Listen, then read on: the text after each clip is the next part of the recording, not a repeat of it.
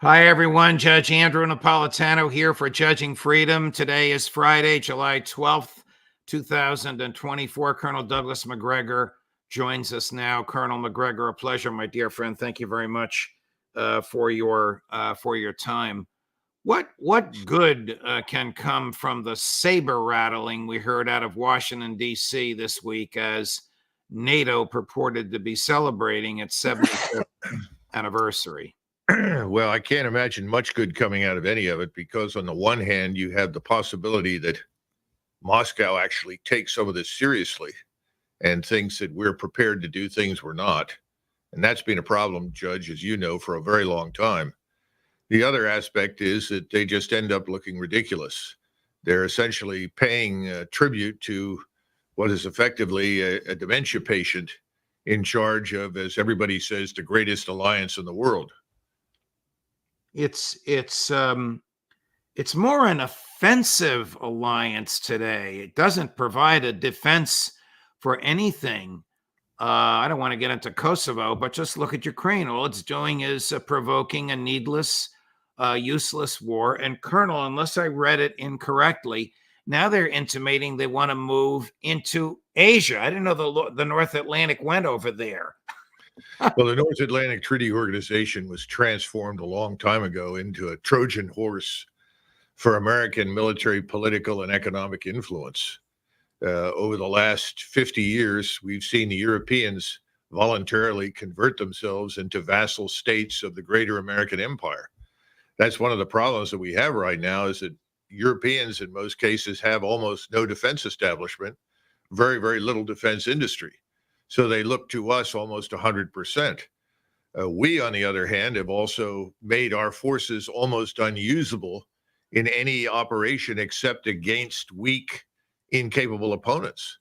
And the problem that we're up against right now is we continue to behave as though Russia is something it's not, as though Russia is weak, Russia is small, and Russia ultimately has no choice but to effectively bow to our influence and power.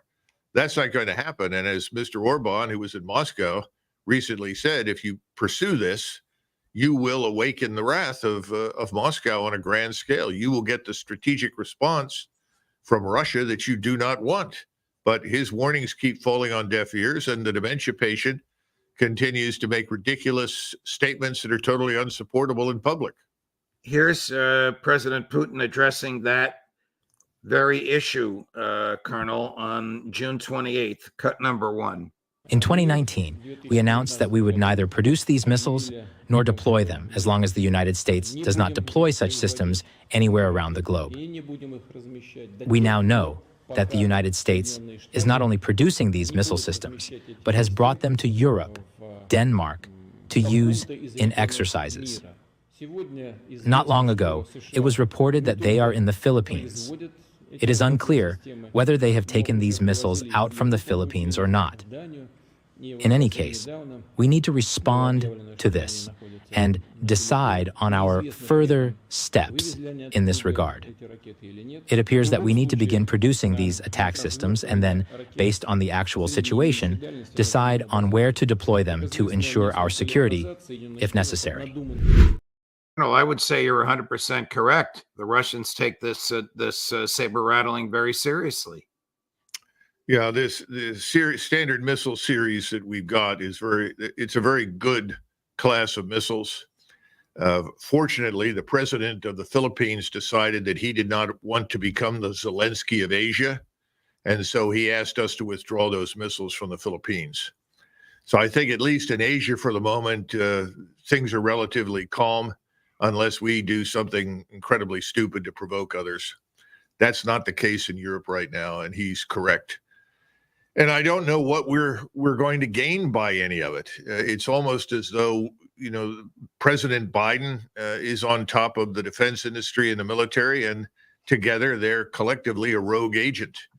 And they're careening down the side of a mountain in some sort of a racing car, and everybody is being dragged along behind them, whether they like it or not. It's unfortunate that no one but Orbán has any guts in Europe, because anyone who looks at what he just described, the Finns, the Swedes, let alone the Romanians, Bulgarians, everyone else on the eastern border with Russia, has to conclude that going along with us with this offensive force posture directed at Moscow is essentially suicidal. President Orbán made what I thought was a terrific trip. He visited Kyiv, he visited Moscow, he visited Beijing, and Brussels went apoplectic to the extent that they can. The now retired or about to leave, I'm not sure when he leaves office, Secretary General Stoltenberg wasn't very happy with it. When President Orbán came to D.C., I don't think Joe Biden shook hands with him. What did he do? He got on a plane and flew to Mar-a-Lago. Maybe he knows something we don't. But here's General Stoltenberg on July 7, downplaying, undermining what Prime Minister Orbán attempted to do. Cut number 11. Prime Minister Orbán, he made it clear when he came to Moscow that he didn't go there on behalf of NATO. Different NATO allies interact with Moscow in different ways. What matters for me is that all allies have agreed that we need to do more for Ukraine, both with this new training and assistance that NATO will provide to Ukraine, but also with the long-term pledge. And I also expect that by the summit that starts next week, allies will make a new announcements of more air defense and more ammunition. So yes, Hungary also Prime Minister Orbán has been in Moscow, but that doesn't change the common decisions we have made as NATO. One point he said he may be the head of the EU for 6 months, but he doesn't have a mandate. Orbán snapped right back. I don't need a mandate. I'm on a mission of peace.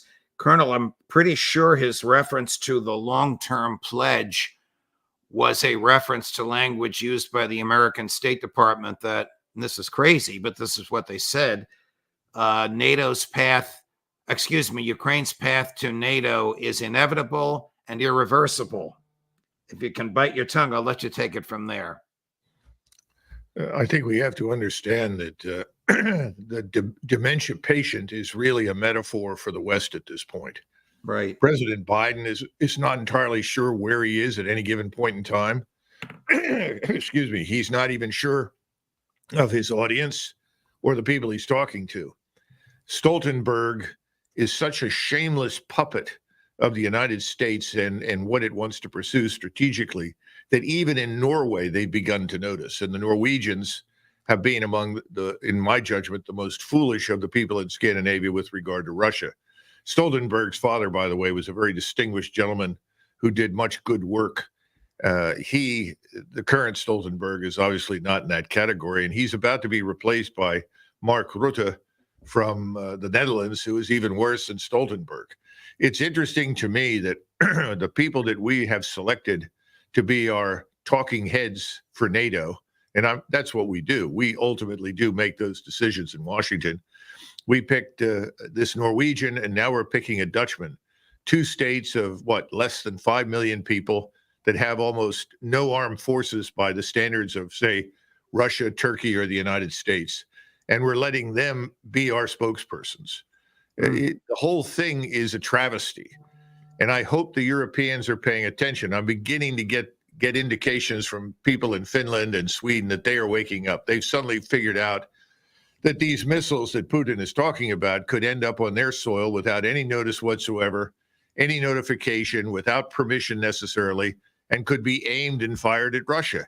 So I think they're finally figuring out that this is utterly ridiculous because there is no evidence that the Russians have the slightest interest in going into Finland, Sweden, or Denmark or anywhere else. But I don't think anything's going to change until the dementia patient finally steps away. When he steps away, I think you will see the ability of others to step forward and say, we've gone as far as we can, we need to back down. And when I say back down, I mean back down. Stop the nonsense. There's no one interested in a war with Russia who is sane in Europe or the United States today. Except in the United States, correct me if I'm wrong, that neocon mentality seems to dominate in both parties. Put aside Trump. I think that world changes if he becomes president.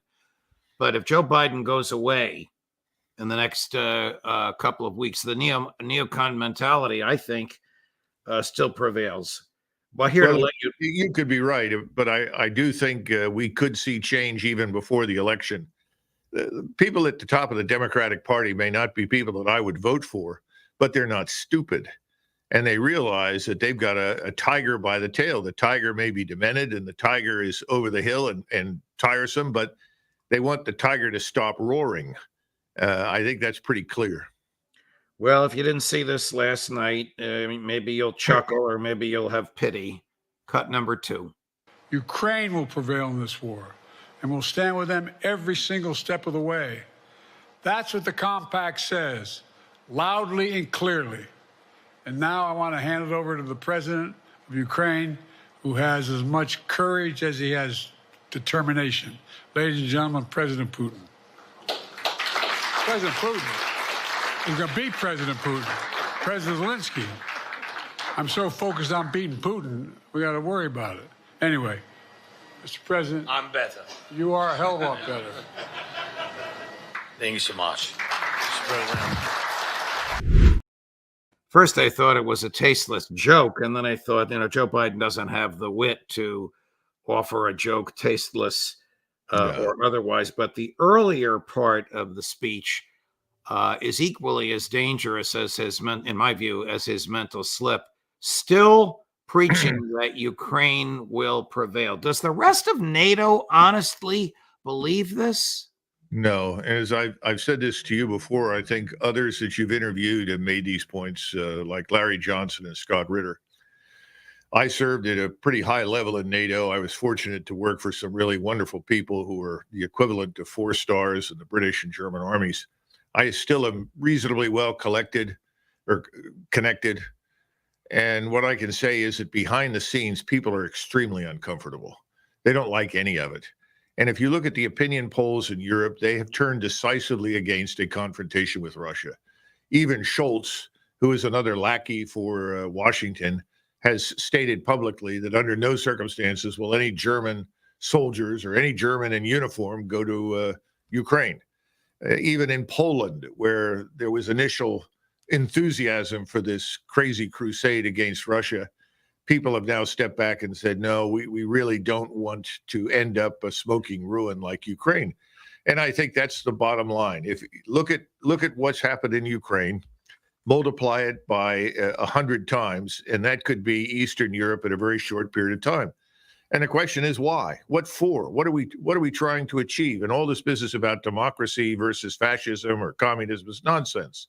If there is a fascist or communist right now in Eastern Europe, his name is Zelensky. And we know that because we know what his secret police does. We know what his state is up to. We know what he's done to churches.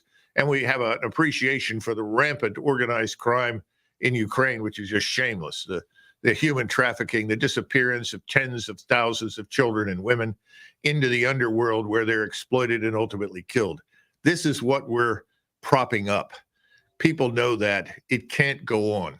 Well, we know that President Zelensky, he's not even the president anymore. He is the head of the government de facto. Yeah. Would never consent to any kind of a ceasefire, because that would mean he'd have to get rid of martial law, the exposition of what you're talking about, and there'd have to be elections. And of course, there's no way he'd be elected. I don't even know if he would physically survive any election campaign. Colonel, President Biden boasted, not at the maybe it was at the NATO conference, that we have 100,000 troops in Europe. What are we doing with 100,000 troops in Europe? Are they a tripwire? Well, 100,000 troops in Europe, and I assume he's talking about ground forces, although I may be wrong on that. It sounded like he was, but who knows what he meant. Well, those 100,000 ground forces are a drop in the bucket. You're talking about a minimum of 800,000 to 900,000 Russian troops that oppose you. You've got 100,000 American troops, and they are going to be the core of a European force that's going to attack Russia. Well, that's absurd. If they're strung out along perhaps 1,000 kilometers from Lithuania, Latvia, Estonia, Poland, Slovakia, Moldova, down to Romania. Who are we kidding? I mean, it's too widely dispersed. It's not effectively organized. It's not adequately trained at this point. I don't know what the morale and discipline are like, but the things I'm hearing from our behavior in Poland of our troops doesn't encourage me to see much good there. So the bottom line is it can't be a tripwire, because the Russians are certainly not going to attack Poland. They're not going to attack those Baltic littoral states. They've never had any intention of doing so. But what Putin has made very clear, and the Russian government, not just President Putin, but Sergei Lavrov, the foreign minister, is if we allow missiles and aircraft to be launched from territory that is NATO territory, in those any of those states that I mentioned, then he will regard, or Russia will regard, the source of those missiles as legitimate targets. So within the space of an hour, we could see dozens of airfields, airports, and troop cantonments, storage areas, command and control sites essentially vaporized in a hail of missiles. So I don't think there's much of a tripwire there. I think we're just kidding ourselves. We're kidding the American people. It reminds me of watching our responses to emergencies around the world. One of the first things we do is usually send an aircraft carrier group. And then we have these wonderful pictures of the carrier at sea and the planes taking off and landing. And Americans are proud and they think something's happening. In reality, the people ashore could care less, has no impact whatsoever ashore. I think we're doing things for the same reason in Europe right now. We're trying to have a PR impact for the people back home. Because, Judge, there are always foolish Americans that are members of what I call the bombs away club. They think that our greatness is served when we bomb hapless opponents. What we've got to understand is up until now, we have been attacking people who cannot defend themselves. If we are drawn into a direct confrontation with the Russians, which looks eminently possible, given the stupid remarks that we're making, then you're going to be up against a force that can fight back on a dramatic scale. We need to wake up. We need to understand it and ask ourselves, why? Why? What is the purpose? What do we gain from this? And the Ukrainian people aren't going to gain anything. That state, that nation is destroyed. Colonel, before we segue to Israel and Gaza, Professor Ted Postal, whom you and I respect this morning, reports that Ukraine has attacked a Russian nuclear warning system at Orsk, O-R-S-K. Is this a credible report? And if it is, how dangerous is this? Do they ask Tony Blinken and Lloyd Austin before they can do something like this? It doesn't sound as though they do. And frankly, it's really the CIA that's running the operation there. So the real question is, has Ambassador Burns had anything to do with this? Because we have, as President Putin and Sergei Lavrov pointed out, provided targeting information and overhead surveillance and intelligence to the Ukrainians. My fear is that this was not accidental. Remember, your viewers will remember a few months ago, they struck another early warning radar in the strategic nuclear defense structure in Russia. Now that's being repaired, and that was not an accident. We've done it again. And as Ted Postal likes to point out, and he's been saying this for many years, our early warning system, much of which is space-based, is infinitely better and more accurate than the Russian system. In fact, he very astutely and other clear-minded people suggested that we sit down with the Russians to ensure they have a better early warning system, because the fear has always been that if they don't, they could mistake something for an incoming intercontinental ballistic missile warhead when it's not, in which case you could get an accidental nuclear exchange. Well, that's his concern here. We're damaging the structure on the ground on which Russian national security depends very heavily. That is a dangerous thing to do, because that puts the Russians in the position of having very little time to make a decision when they get a report that missiles have been launched against Russia. They have to wait till these come over the horizon and they can make an identification. And now you're talking, 10 minutes, 11 minutes to make a decision whether or not you're going to respond in kind. And this is the thing that you and I have discussed from the beginning. The problem with the use of any nuclear weapon is that each side looks in the mirror and says, I better use it before I lose it. If I don't use this, I won't have it, and then I'm going to lose the war. Well, in truth, there will be no winner in any kind of nuclear exchange, as President Putin has pointed out. but you're tempted into that dead end, if you will, of decision making. And that's what he's talking about. And he's 100% right. Colonel, the most reputable medical journal in the world, The Lancet, has reported that the likely deaths in Gaza, when everybody is counted, will be 186,000 dead. Professor Mearsheimer, using his sources, says it'll be closer to 250,000. The Lancet figure is 8% of the population. The Mearsheimer figure is about 10% of the population. Is this enough to demonstrate war crimes? Oh, I don't think there's any question about that anymore. The Israelis continue to bombard Gaza every night. And you ask yourself, where are the targets? What are they hitting? I mean, there's nothing to hit. And if the goal is to destroy Hamas, I doubt very seriously that Hamas has put itself anywhere where it could possibly be destroyed by the IDF Air Force. Instead, I think you're just killing civilians. And remember, this was the critical turning point. After 7 October, it became more and more clear with each passing week that the Israeli goal had nothing to do with retribution for 7 October. It was a campaign to systematically destroy or kill the population of Gaza. So I think these numbers are very, very reasonable. I don't doubt it. Now we have people being told in the United States that no news media will publish any figures that don't come from the Israelis effectively. And that, of course, is wonderful because the Israelis can downplay all of this, because their great fear is that we in the West, people of conscience, however much we may like the Israelis, and I certainly am someone that has always been very supportive of them, but however much we may feel affection for them and support them, this is unacceptable. That's their great fear. Now, we'll see what happens, because I think Mr. Netanyahu should be here in a couple of weeks and see if it makes any impact. As long as the money continues to flow from the lobby into the re-election campaign funds of people sitting on the Hill, it may not make any difference. I certainly haven't seen that. But there's another casualty figure that we need to get, and we don't have it. That's the casualty figures for the Israelis.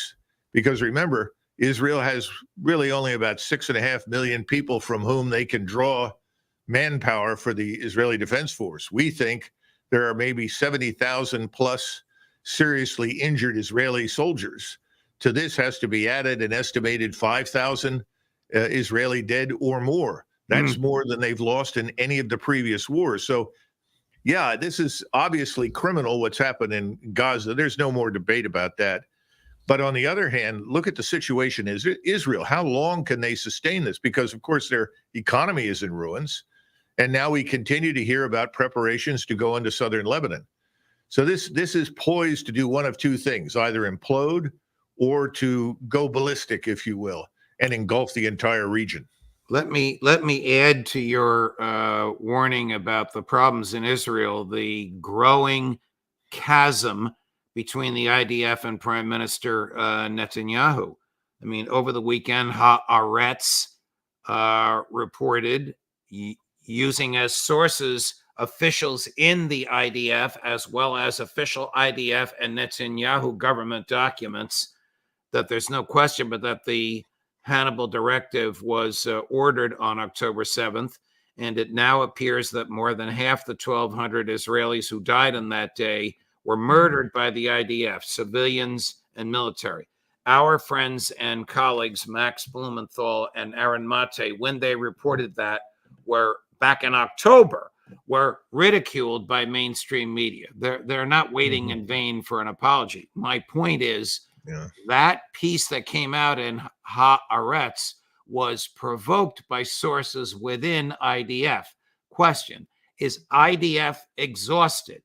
Is it sick and tired of Netanyahu? Does it recognize that Hamas cannot be beaten?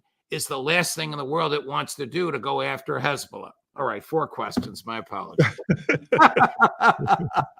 I'm off my high horse. Yeah, my impression is that the Israeli soldiers are still convinced that they need to finish the job in Gaza and exterminate whatever remains. I mean, there's really that kind of mentality among Israeli soldiers. That's been made clear to me. Now, when you move to higher levels and you're talking about the professional military leadership of the Israeli Defense Force, I think they have serious concerns. But just as we have been waiting for someone somewhere who cares about the lives of Ukrainians to step forward inside the Ukrainian military and remove Zelensky, who obviously could care less what happens to Ukraine, we have a similar situation in Israel. I would not hold my breath waiting for the Israeli Defense Force leadership to remove Netanyahu. First of all, he continues to enjoy very, very strong support. I don't see them doing that. I could be wrong, but for the moment, I think it's impossible. Now, everything is going to turn right now for Israel in the future on what they do in southern Lebanon, Judge. If they press ahead with the attack on Hezbollah, all bets are off. It becomes a regional war. And at that point, you may see a willingness to step in and say, we've gone too far. But right now, I don't see it. If it becomes a regional war, what does the United States do? Air power and naval power, but I would imagine not troops on the ground. That would be suicidal. No. What are we going to send? You know, the Army is down to, 450,000. And when you start going through the lists of troops and capabilities, you have very few fighting troops. You know, this is what people don't understand. You see a big number, 200,000. You immediately assume, well, this is a huge force with great capability. But you look more carefully at it, you're lucky to get out of 200,000, 50,000 combat troops. So we don't have much in the way of combat power, the people that actually go forward, close with, and destroy the enemy. And that's our problem. So no, we're not going to send them, but we will try to lean heavily on air and naval power. But again, you know, you're living in the missile age today. Missiles can now reach targets at great range. The day of hiding at sea in the Mediterranean with your carrier battle group or off the shore in the Indian Ocean and living invulnerable, invincible lives out there is over.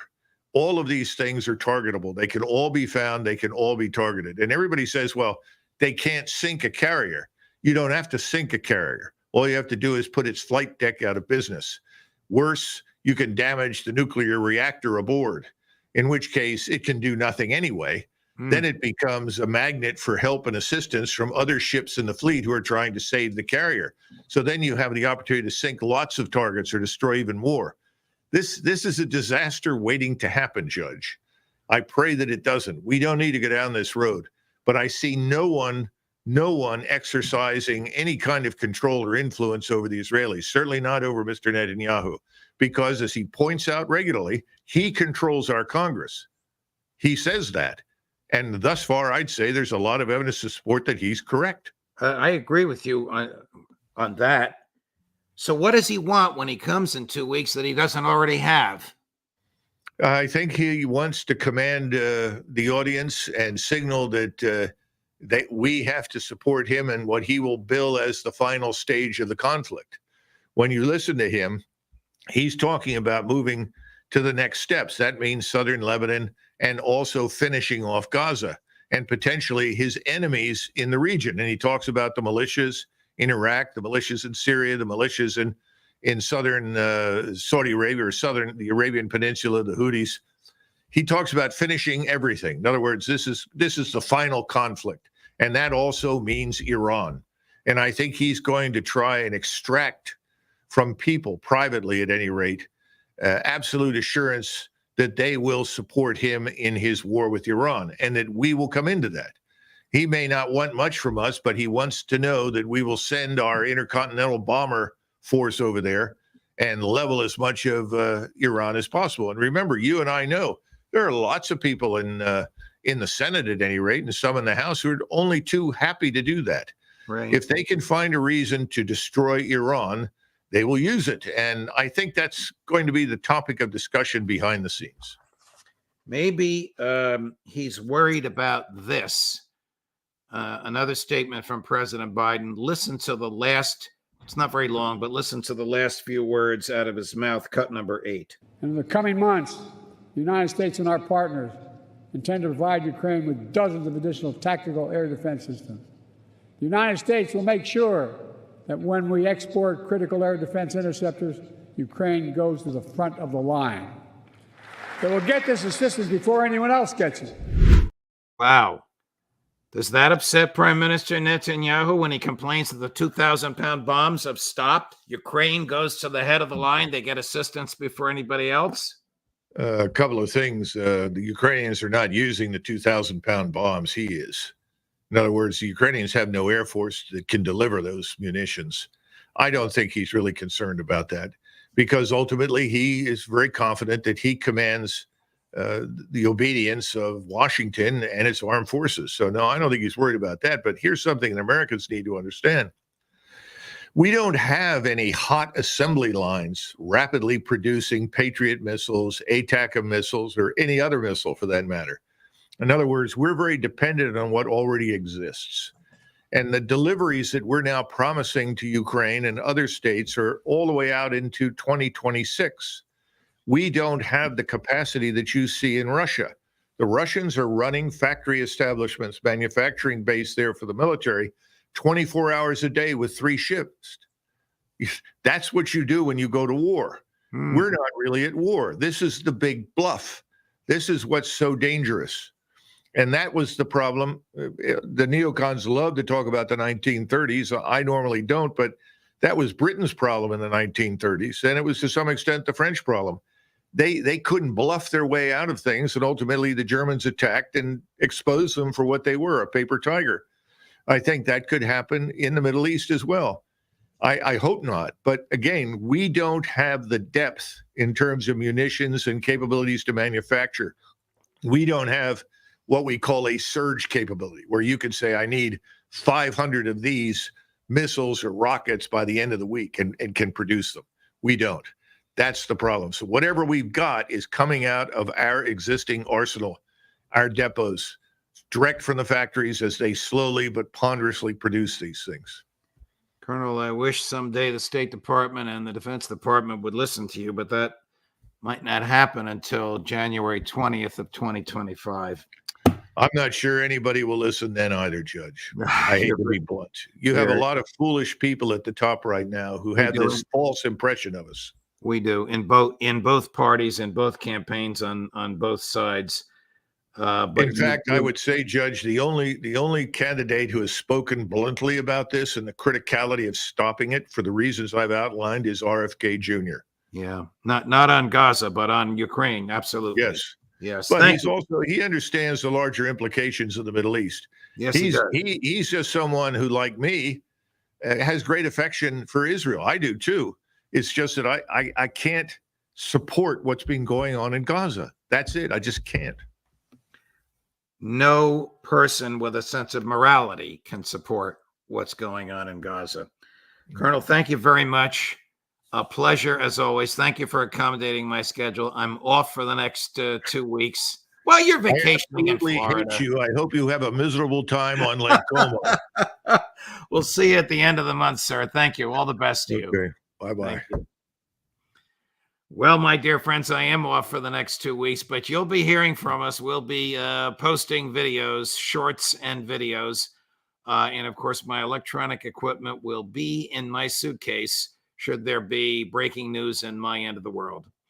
Thank you very much. Thanks for watching. Judge Napolitano for Judging Freedom.